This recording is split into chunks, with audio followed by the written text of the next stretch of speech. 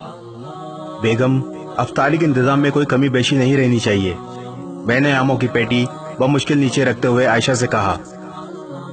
आयशा ने कहा, आप फिक्र ही ना करें, पिछली बार भी ऐसे मजे की अफ्तारी कराई थी, आज तक सब के सब तारीफें करते हैं।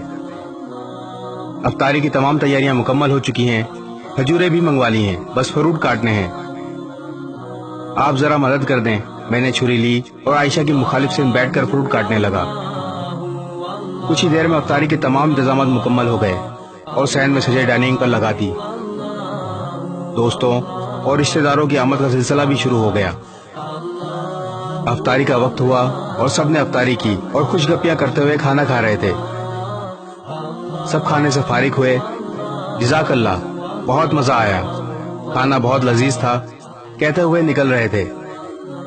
मैं हाथ धोने बेसन पर गया तो साथ ही मेरे कान में एक बच्ची की आवाज आई।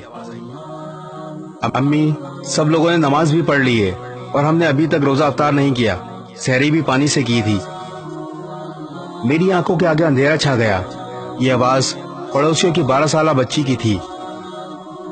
मैं ये जानते हुए भी ये अखलाकियात के खिलाफ है, दीवार से उनके घर में झांकने पर मजबूर हो गया। देखा कि वो बच्ची अपनी माँ के सर पर खड़ी थी और उसकी माँ चारपाई पर सर झुकाए बैठी थी।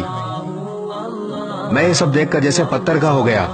इसकी माँ ने सर उठाया तो नजर मुझ पर पड़ी। इसकी आंखें आंसुओं से भरी थीं।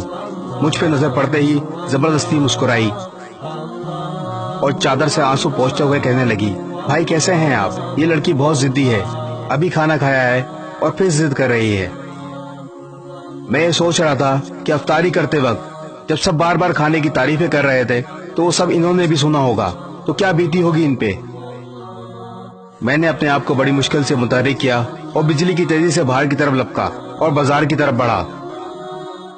वहां से हर वो चीज जो मैंने अफ्तारी में खाई थी लेकर वापस आया। इस बच्ची की बातें और बेवा के आंसू मुझसे बर्दाश्त नहीं हो रहे थे। मैंने आधे घंटे का सफर 10 मिनट में तय किया और आकर दरवाजे पर दस्तक दी। बच्ची ने दरवाजा खोला, मुझ पे नजर पड़ते ही मुस्कुराई, आबदीदा आंखें खुशी से चमक उठी।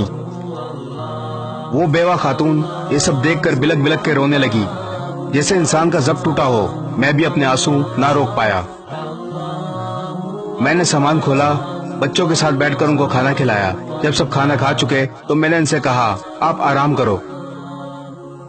मैं वहां से चला और मार्केट से महीने भर का राशन लिया और दोबारा इनके घर आया। जब सामान रख चुका तो मैंने सोए हुए बच्चों की तरफ एक निगाह देखा तो जैसे सुकून आ गया। जब बाहर की तरफ चलने लगा तो खातून की आवाज आई, भाई अल्लाह आपको किसी का मोहताज ना करे। इसकी दुआ सुनकर मुझे लगा जैसे मैं दुनिया और आखिरत की दौलत पाली हो। मेरे पूरे जिस्म में एक सर्द लहर सी दौड़ गई। घर पहुंचकर सजदा शुक्र अदा किया और अल्लाह ताला से माफी मांगी। अल्लाह ताला मुझे माफ फरमा जो मैं अब तक इन बातों से गाफिल था। हम अपने खाते पीते घरानों के दोस्तों और रिश्तेदारों को खानों पर मदू करके समझते हैं कि बड़ा सवाब कमा लिया, लेकिन इस बारे में कभी नहीं सोचा क्या हमारी तरफ से मुस्तकीन तक इनका हक पहुंच रहा है। जरा नहीं, पूरा सोचिए। इस वीडियो को शेयर जरूर करें, हो सकता है आपके एक शेयर से ये बात किसी के दिल में उतर जाए।